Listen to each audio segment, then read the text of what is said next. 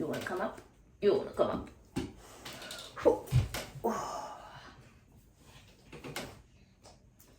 Hello.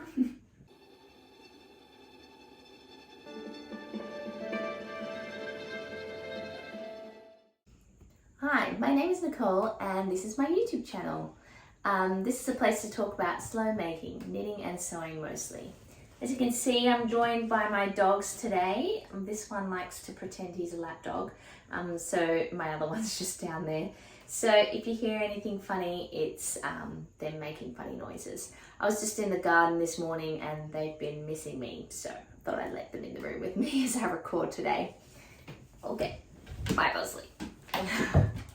Okay, so I'm coming to you from the lands of the Yagara and Turrbal people in the city of Mianjin, Brisbane, Australia. Today I'm wearing my Sew House 7 Tea House dress. That's one I've worn on a YouTube video before. You've seen my light blue gingham one with the different ginghams. This one was actually the first one that I made, and it's in the Atelier Brunette Stardust fabric, which is a double gauze, and I got it from My Design. That's an online shop from Victoria, and actually it was a gift from my mother-in-law for Christmas last year, and it's actually just like really quite festive. So I wore it out to meet some sewing friends a couple of nights ago, and yeah, I thought I'd wear it today for the video. When I went out, it was quite chilly, so I paired it with this shawl, which I think goes well. When I first made it, I wasn't really sure what to pair it with, and I'm still kind of working that out. So I don't wear it that often, but now the weather's getting hot, I can wear it by itself, so it doesn't really matter anymore. When I first made it, I made it around autumn here. Okay, oh, one other story about this dress is that I made a modification straight away, which was to shorten the bodice. But I took it a little too far, so I had to like unpick where the straps were supposed to be and put them a bit lower in the other part. So it's not perfect, but I was really proud of myself for not toiling. I'm trying to do that a bit less. I don't know if I've shared that here, because not only is it like a lot of time, but I found I was making full versions of things in my toile fabric just to really practice stuff, and I feel like I should just back myself with a bit of confidence and not need to practice things anymore, and try to make more wearable toiles where I can. That brings me to my finished objects for today, and I'll start with the most recently finished object, which actually kind of is a wearable toile. This is that dress that I showed you before. I'll just have to grab the pattern. Give me a second.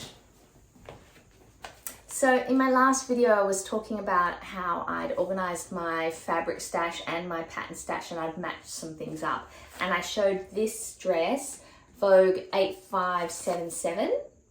And actually this is one that I was like really keen to make. So it was the first, actually my new system worked really well of pairing patterns and fabrics and just putting them aside in a bag near, like easier reach, so that when I finished my previous thing, I just grabbed this out as the first thing that I wanted to make. So yes, this is a wearable toile, and it's view A here of the Vogue 8577.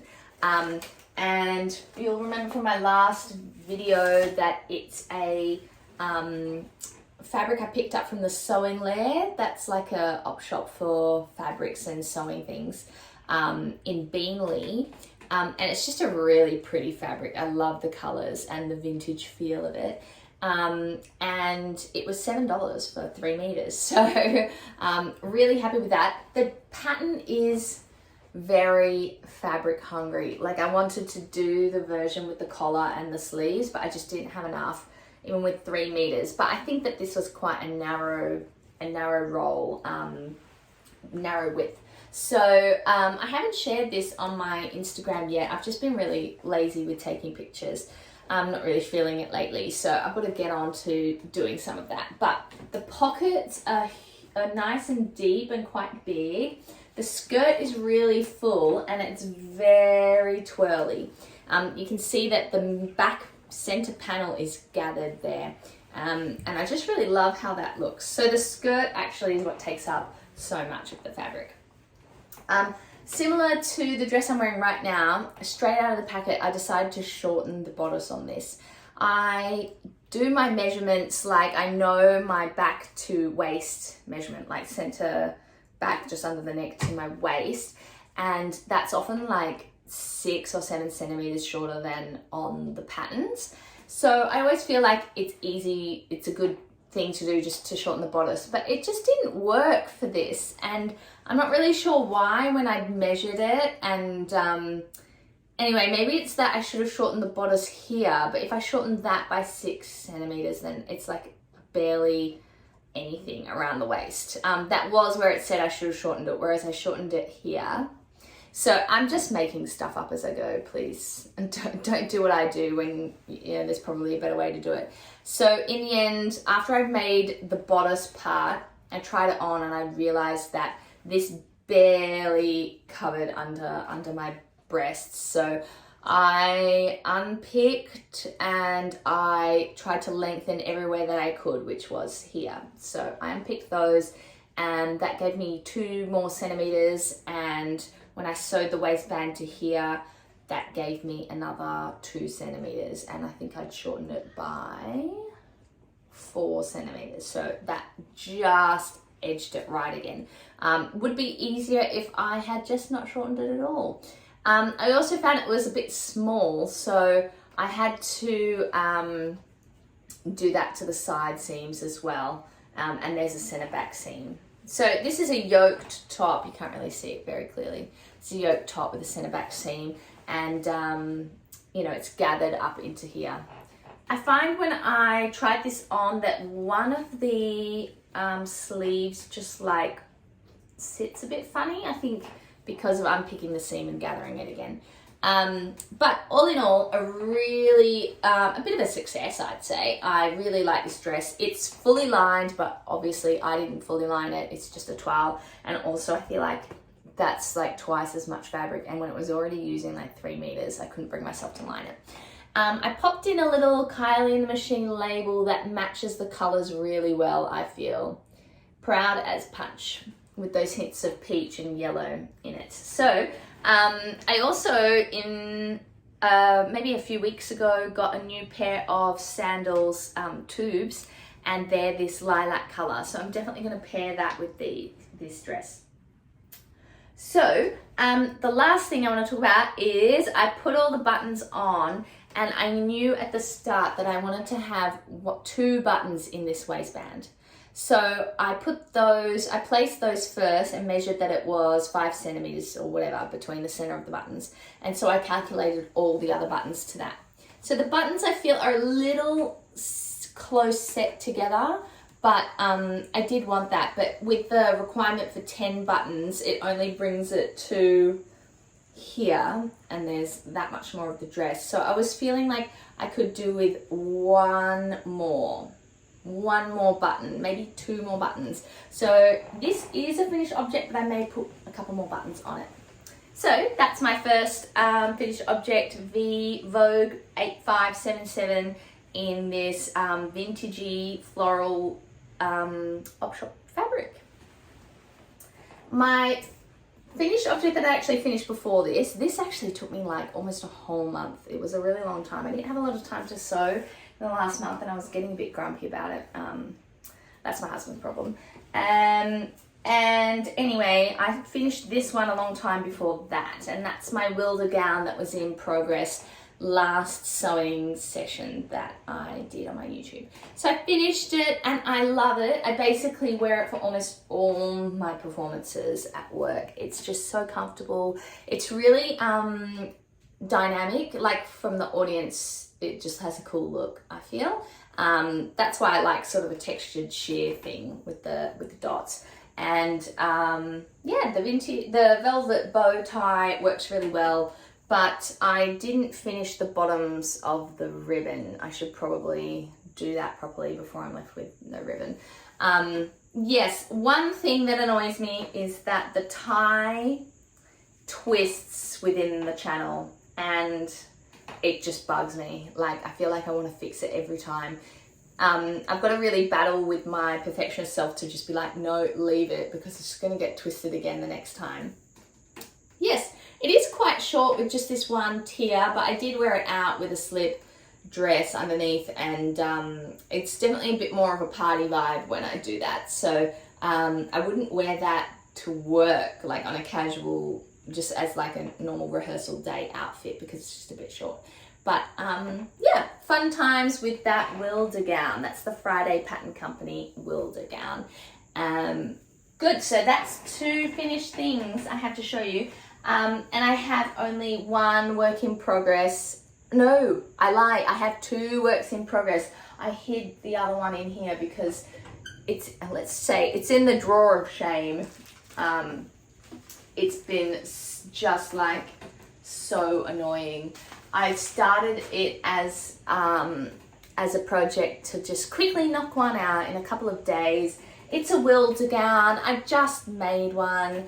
It's going to be easy. It's really quick. Sure, I'll have to French seam the seams, but it'll still be really quick. The narrator then says, it was not. Anyway, so I'm making this Wilder gown in silk georgette, and silk georgette is the devil. Please save me from this hell. I've done the whole bodice in a fit of, I just want this over. I want to stop having to work with this fabric. So I'm proud of that. And I did the tie in the same fabric. That actually went surprisingly well after I feel like I'd just been battling with the whole thing. It's that the georgette itself has like a wrinkly texture. I don't know if you can see that.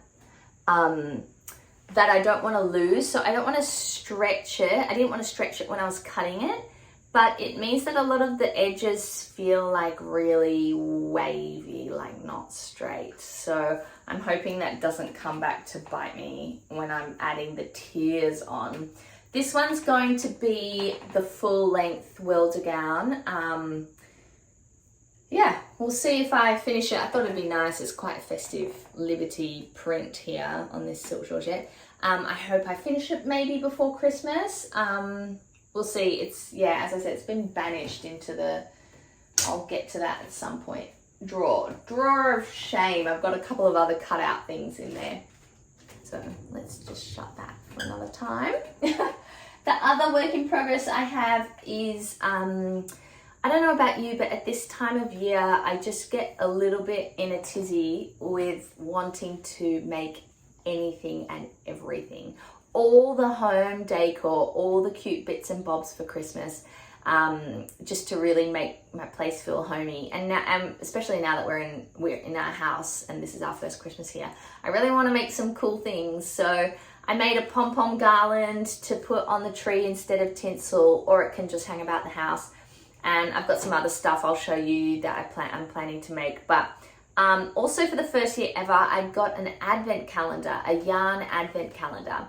And so I wanted to make a wall hanging, a quilted wall hanging with little pockets to put my advent in, and then, you know, just look really cool. I saw someone on Instagram make one, and it was really beautiful. Mine is nowhere near as beautiful. Hers was like paper pieced and using Liberty scraps and looks amazing. Mine I just bought like festive fat quarters from Lean Craft, and yeah, made this tree. I used a YouTube video that has a free pattern linked with it. So I just finished this yesterday, piecing all the bits with the background together. I was worried that the background was a bit busy and the tree wasn't all green, because you can see there are some white tiles in there. But I still think it works. So I'm going to square this off today, and I'm going to have white border around it. And then I'm going to have just white down the bottom with white pockets, with maybe a red bias binding trim over the top. And then I'm going to use my Cricut to put iron-on, hopefully gold. I've got to go to Spotlight. Gold iron-on for the numbers. I'll probably do, it depends on the width once I put my white bits on. I might do 4 or 5 pockets underneath. So we'll see how that goes, but I'm really happy with my little tree.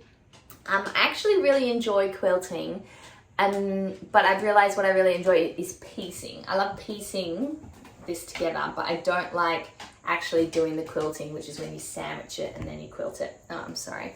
That's my dog just moving my stuff. You're a good boy.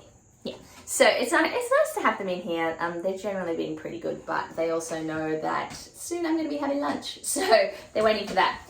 Anyway, I think this would also make like a kind of nice wall hanging on its own, which I think it's intended for, or a cushion cover, but it's not really my style to have that sort of holiday decor. So definitely this is just for the advent calendar, but it was a free pattern, so I don't feel like I need to use it again and again.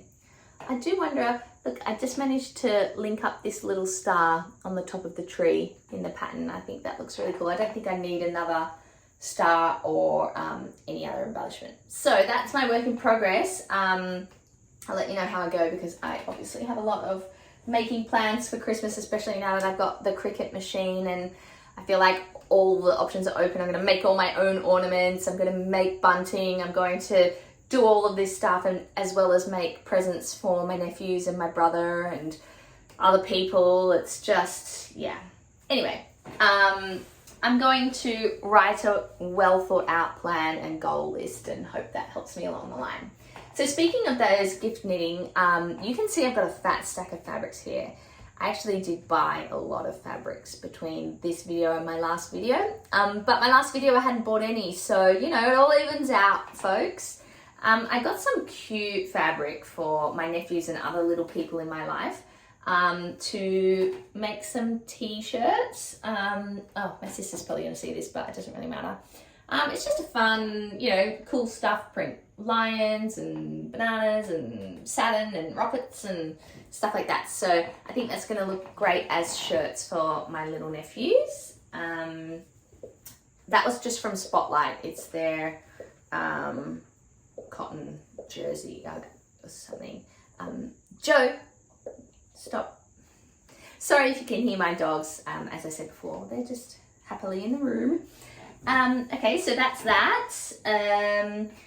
The other thing I got from Spotlight, which I have gotten in the past quite a bit, is the Jocelyn Proust, or Proust, I don't know how to say it.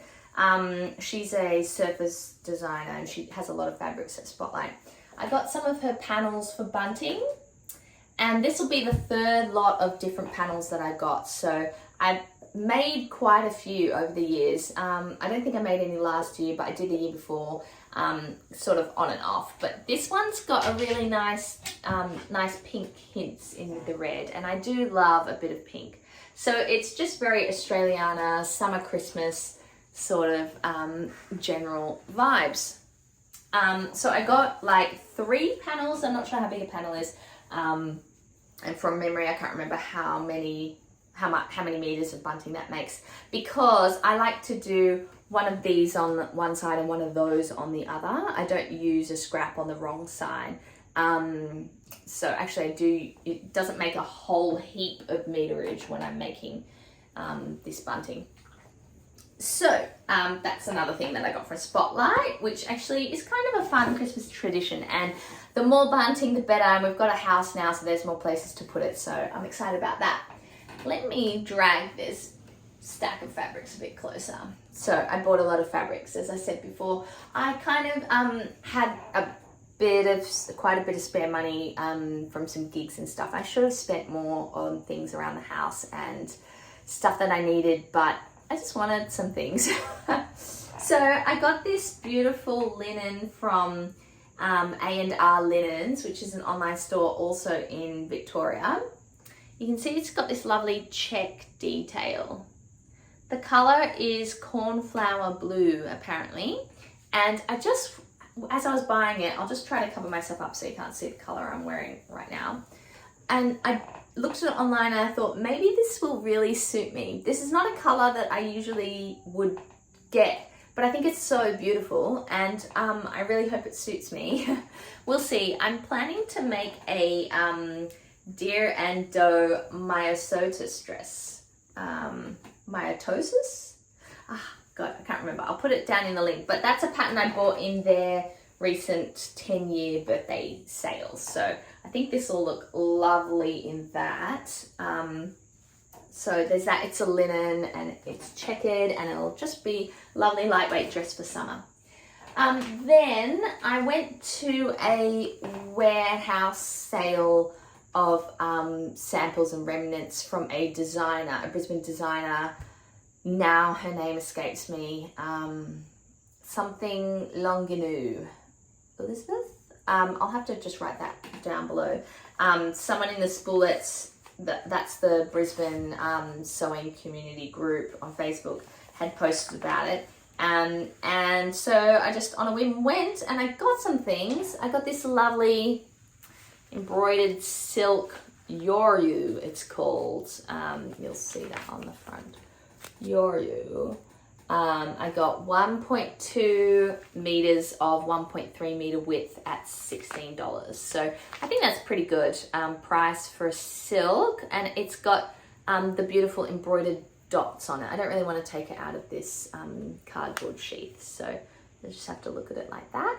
Again, it's sheer. Again, I have a feeling this is going to be a bitch like the silk georgette I'm using for the Wilder gown. So I better finish that and then forget about it and then come back to this in like a year or something. So that's something that I got. And I also got $16, so it was 1 meter of this linen. And I just love the colors, the bright orange with the natural linen. But when I unrolled it, when I got home, it's actually got palm trees on it. And I don't know if you know this about me, but I hate palm trees. I think they're just ugly. There are just so many in Queensland as well. It's not my aesthetic. So I'm a little bit annoyed that it's palm trees. They're abstract enough that I don't mind them as much, but this may turn into cushion covers and home decor and things like that. Because I do have some accents of warmer colors, orange colors in my living room, along with some lilac and stuff like that. So I think that'll work actually quite nicely in my home decor. I also got this, which was on a roll, so I can't remember now what it was. It's really light. It feels like maybe a cotton voile or a cotton lawn. And it's just, I just, again, was drawn to these colors, the orange and the pink together. And they just kind of look like petals or like, you know, flowers of some kind. So I really like that. And the last thing I got was this brocade jacquard fabric, which is definitely for cushions. Or if I could squeeze a crop jacket out of it, I will, but I believe there's not enough for that. So, or maybe I could make a vest. I just love this shiny mustard color and the oriental look of it. Although, yes, it is palms. Again, I think they work a little better in this context and maybe just for home decor. I'm so contradictory. I'm like, I hate palms. Oh, but look, cute palms, sport palms. Continuing with plant-based fabrics. Not really. I mean, it's not plant-based. Well, linen is, but this is a cotton sateen, so it's not. But I mean, plant-based as a joke because it's got plants on it. It's got pink princess flower, pink philodendron, I forget the name of it exactly. And I forget the name of the surface pattern designer who designed this. I feel like it's Georgia something or other. So this is from Nerida Hansen, and I was totally influenced when I saw someone else buying it, and I looked at it and I was like, oh, definitely need that. Just love the pattern. I want a plant like this, but they're pretty expensive. Sort of something, I'm not the best plant mum. I'm not the worst. I mean, look, this guy's pretty happy, but I don't want to spend more than like $40, $30 on a plant because there's a high likelihood that I'll just neglect it for a bit and it'll die and it won't come back. All my plants currently are coming back, which is good. So that's that cotton sateen fabric that I got from Nerida Hansen, the plant print. And now I've got onto something different. I got this tencel fabric. I'll write exactly what it is down there because I've forgotten. I feel like I'm not very prepared today, sorry. Which has a very beautiful feel. I just know this is going to drape really lovely, in a really lovely way.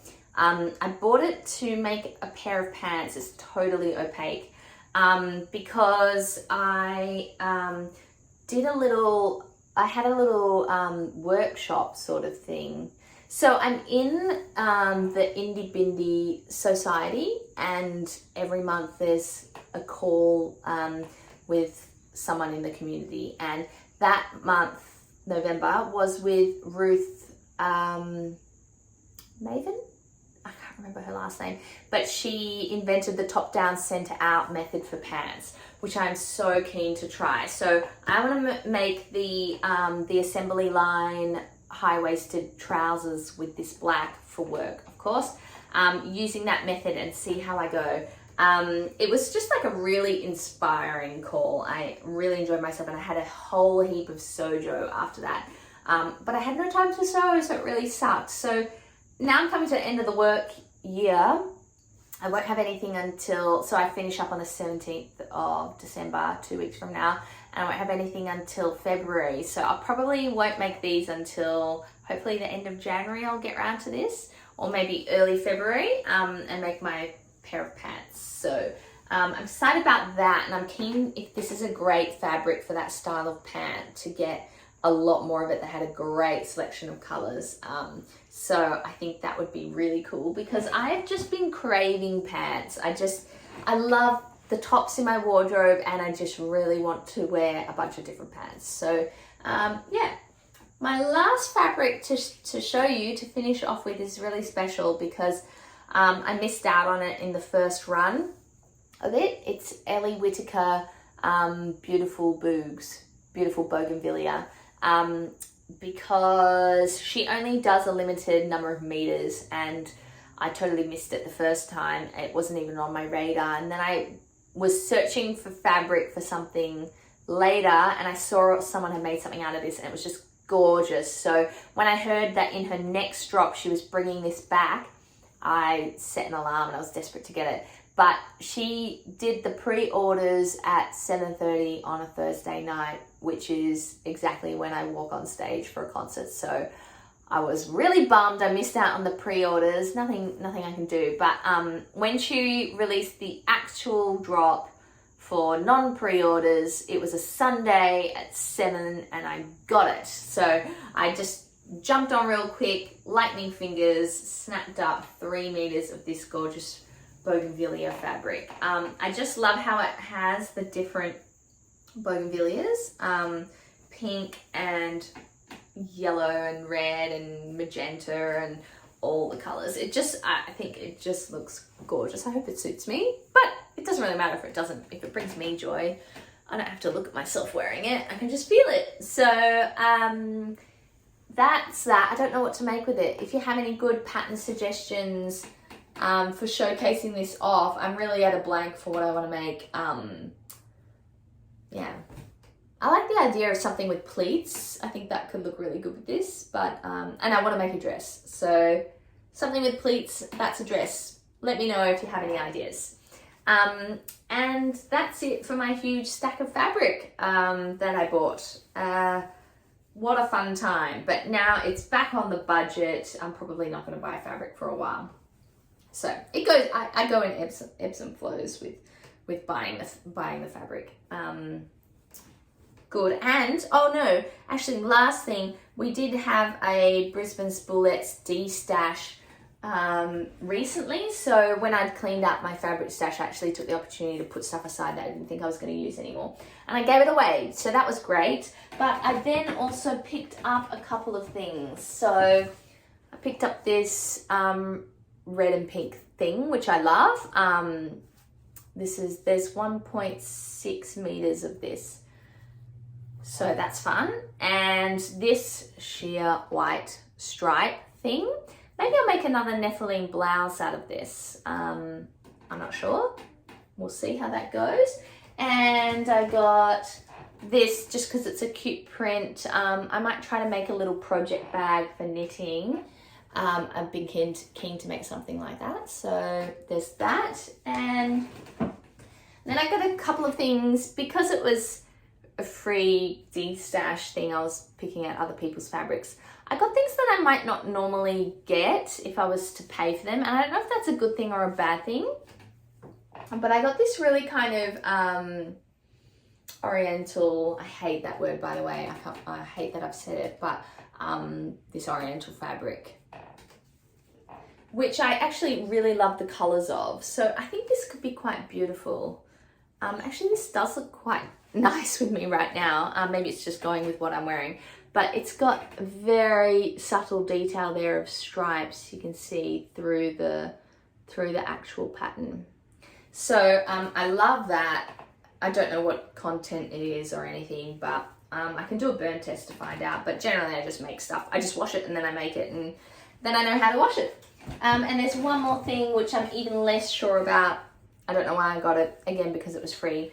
But I might make, you remember last time I wanted in my set of fabrics, in my set of patterns that I set aside, I'd shown this one, this cover up. It looks really beautiful in a sheer. I actually thought of that as I bought this, which is very oriental, and I don't know how I feel about it.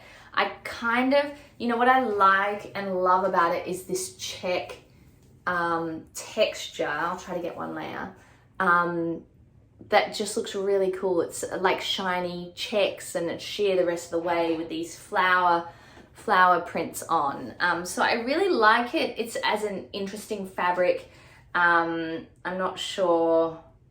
It feels very Chinese. And I am half Chinese, half Asian. My mum's from Singapore, so maybe I'll enjoy, you know, connecting to my heritage a little bit that way. Maybe an outfit for Chinese New Year, Lunar New Year next year. That little cover up, we'll see. Now that is the end of all of my new fabrics to show you. And my boys are getting restless for lunch, so I'm going to head off now. Thanks for watching, and feel free to reach out to me on Instagram or even here in the comments. I apologize for not always answering the comments, but resolving that I will try harder to answer the comments. Thank you for leaving them though, because I read them and enjoy them a lot. What was the other thing I was going to say? Oh, I hope that you have a lovely December. I don't know if I'll come back in the month with another sewing video. I do try to alternate each week, a sewing video, then a knitting video, then a sewing one. So theoretically it should happen every 2 weeks, but it's a busy month, and you know, I'm getting a bit frenetic with the making of things. So I don't know if I will before Christmas. So have a lovely month. If you're opening advent calendars, it's so exciting every day. If you're making a festive outfit, have fun with that. And if you're making gifts for your family, treasure the feeling of making something special that is nowhere else in the world. So, and that's me. I've got a few days off actually. I've actually got a weekend this weekend, and so I'm looking forward to a lot of quiet making time with my boys, my dogs in the room. They love to hang out with me in my craft room. So have a good weekend, have a good December, and happy sewing. See you next time. Bye.